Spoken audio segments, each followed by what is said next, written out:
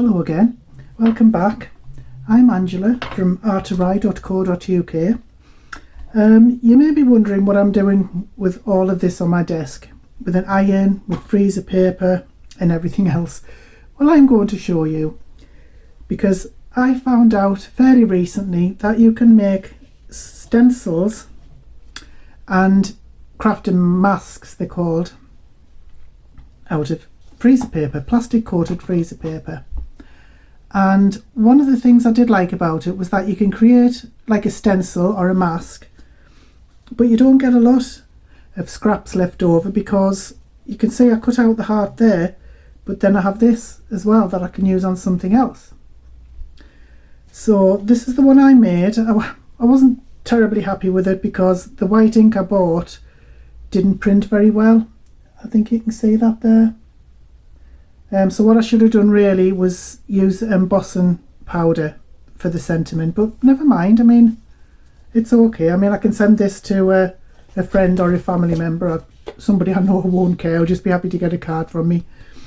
So I'm going to put that to one side and show you how to do it. I just want to show you first, right, freezer paper, we've covered that.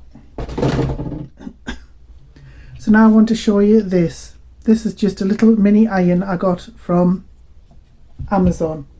I really didn't think that would be up to much. I don't know why. I've never used a mini iron before. This is actually a steam iron, but we won't be using the steam feature, where it says there ideal for travel and craft. And I was really impressed with it, because when I used it, it heated up so quickly. I thought it must have been a mistake, and I almost turned it up full blast, but anyway I didn't. So I just wanted to say as well that the backing I used for the stencil on this was actually watercolour card. It's just something I had handy on my desk for some strange reason, but I'm going to use normal card for this next one. So I'll shove everything. Well, these are the inks I'm going to use. Stampin' Up inks, my new ones, which I'm very excited about. We're going to be using this die.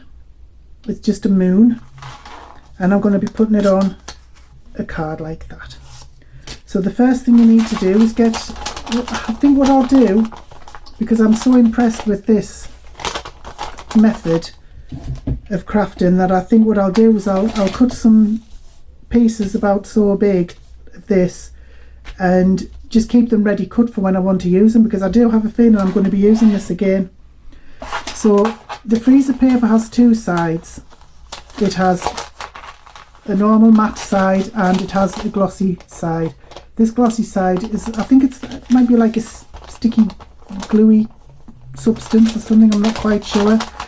But I mean, this side you could even write on if you wanted. So we're going to be using a bit of this. I don't know if this will fit in my craft buddy. It might do, so I might not have to get my big shot out. So I'm going to cut this paper to size, and I'm going to cut out the die onto here with the shiny side facing down. So I'll do that and then I'll come back.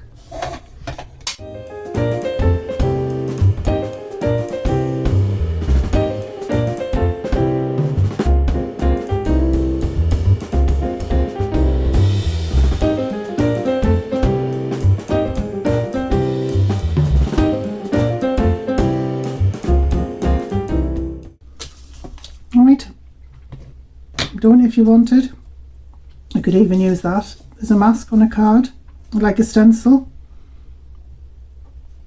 I don't know how you would do. Oh yeah, yes, of course I would. So I'll show you how to stick it down on the paper, but you could use that as a mask if you wanted, or a stencil. But I'm going to be using this little bit here. So what you do is you take your card or whatever it is you're using, stick your side down like that, and then you heat up your iron. I'm going to heat mine to number 2 because that worked nicely last time. Okay, so while that's heating up, it won't take long at all. Wait for the light to go off. I've turned it about halfway. We'll see how that works, because that part there appears to be a steam part, but I haven't put any water in obviously, so I've put that about halfway between. Right, that's gone off now, so I'll see if this works. You just gently see if it'll stick down, see if it's hot enough to stick. Don't leave it on for too long obviously, because things could start burning. Okay, that looks to be stuck enough. Don't forget to switch off your iron when you're finished with it. We don't want any accidents. No, you can't really see that yet, but it is stuck on. I'm going to let that cool down a bit. These are the inks I'm going to be using. I'm not used to my Stampin' Up inks yet. I've only just got them, so I might be a little bit heavy-handed on there. So we have, that's the purple, that's the dark blue, and this is a light blue, or azure afternoon.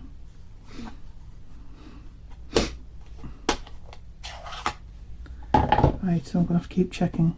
Right, purple, dark blue, light blue. Right, so I'm going to start with the purple. Like I say, I probably will be a little bit heavy-handed with this, but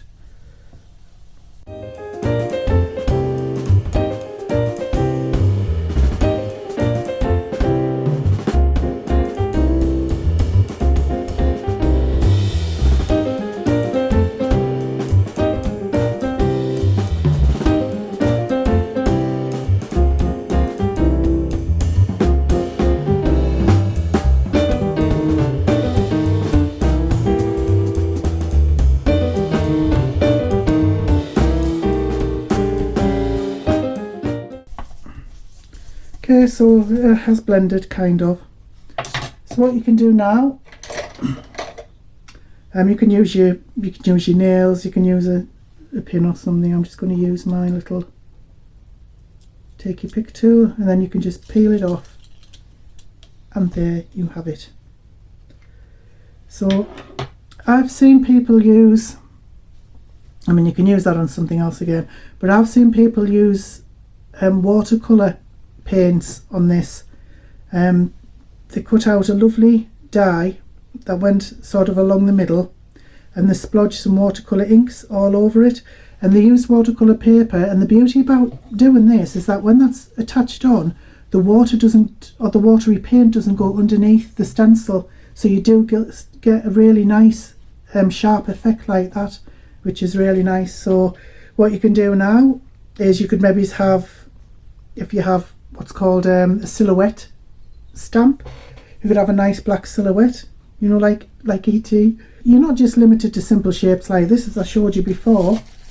You can use quite intricate shapes as well, and it all works the same. You just iron it onto your card, do what you have to do, and then peel it off, and it peels off really well, and you end up with a nice sharp image like that. So I'm not quite sure what I'm going to do with this yet, but it would make a nice card, I think. And you can also use this for anything else that you wanted, really.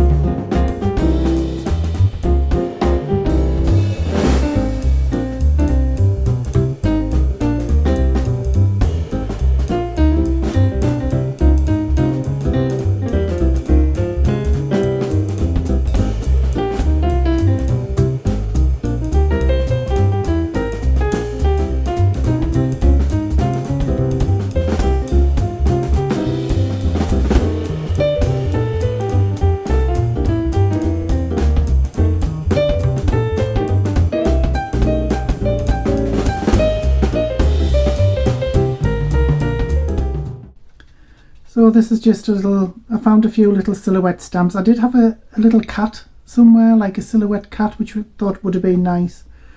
But never mind, this looks okay. It took some stamping, as you can see. I'm pleased to have this stamping platform. I would ruin so many projects without it.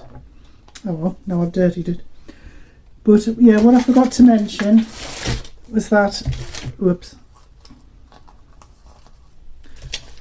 when before I backed this onto a black panel, I embossed it first, which I don't know if you can see the embossing on there.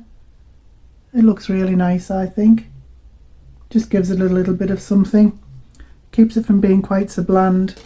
So you could do the same with that. You could emboss it and put it on the back of a card, but I think it looks quite nice as it is. So yeah, that's just a couple of examples of what you can do. The moon is a little bit wonky. It should be facing the other way, but who cares about that? I certainly don't. It wouldn't be crafting if you didn't make silly mistakes, or if it wasn't imperfect. But never mind, there we go. So what's the difference between a mask and a stencil? Well, from what I understand it, the mask, this would be the mask because it's masking part of the card or covering up part of the card, allowing you to colour around it. And this to me would be a stencil because you're actually colouring in the cutout part rather than the parts around it. So as far as I can tell, that's the difference between a stencil and a mask. But you can use these as a stencil as well if you want, you know, on white card. So that's just my 2 pennyworth anyway. I do hope that was of some use to you. Just another way to use stencils on your projects. I'm quite inky. I'm not quite used to using these yet. But I hope that was helpful. I really appreciate you stopping by and watching my video. I love it. I love seeing my comments and things and my subscriber base building up. I just absolutely love it. And I deeply appreciate each and every one of you. Even if you don't subscribe, just watching my videos is a huge help. So thank you for that so much. Have a great day. Bye bye now.